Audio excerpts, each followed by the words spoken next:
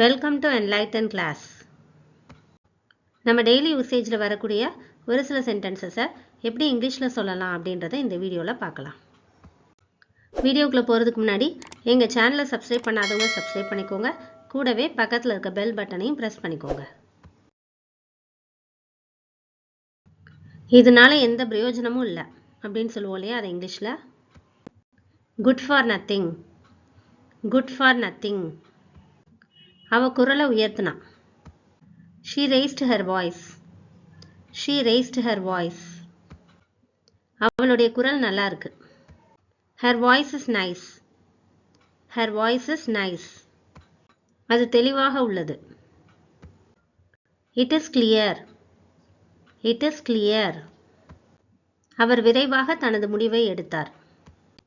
He made up his mind quickly. He made up his mind quickly. பிரதான குழாய் அணைக்கப்பட்டுள்ளது. பிரதான அப்படின்னா மெயினான டேப். சில வேர்ட்ஸை நாம் இங்கிலீஷில் தான் பயன்படுத்துவோம். ஸோ பிரதான குழாய் அப்படின்றது இங்கே மெயின் டேப் அப்படின்றத குறிக்கும். சரி, இந்த சென்டென்ஸ் எப்படி இங்கிலீஷில் சொல்லலாம்னு பார்க்கலாம். The main tap is turned off. The main tap is turned off.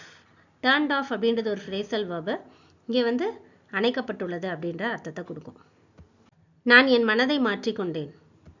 I changed my mind. I changed my mind. நான் கண்டுக்க மாட்டேன். I don't mind. I don't mind. நீங்க உடனே போகணும். You must go at once.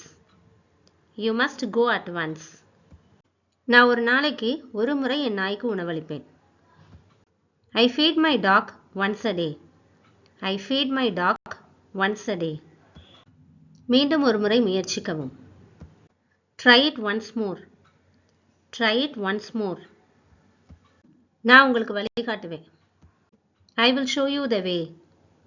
I will show you the way. வேறொரு பையை காட்டுங்கள். இப்போ கடைக்கு போனோம்னா, கடைக்கு போனோம்னா ஒரு சில பேக்ஸ் பார்த்துட்டு இருக்கேலே, இல்லை இன்னும் வேறு ஏதாவது காட்டுங்க அப்படின்னு சொல்லுவோம் இல்லையா, அதில் show me another bag. Show me another bag. எனக்கு ஒரு உதாரணம் காட்டுங்க. Show me an example. Show me an example. அவ வரல. She didn't show up. She didn't show up. மணி கிட்டத்தட்ட 10:30 ஆயிடுச்சு. It's almost 10:30. It's almost 10:30. அதுவே சரியாக 10 மணி ஆகிறது அப்படின்னு சொல்லணும்னா It's exactly 10:30. It's exactly 10:30. என்னால் அதை பாதி நேரத்தில் செய்ய முடியும். I can do it in half the time. I can do it in half the time.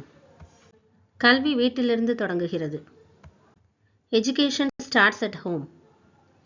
Education starts at home. அவ எதுவும் சாப்பிடல. She hardly ate anything. She hardly ate anything. அவர் அனைவருக்கும் தெரிந்தவர். He is known to everyone. He is known to everyone. இது ஒரு passive voice sentence.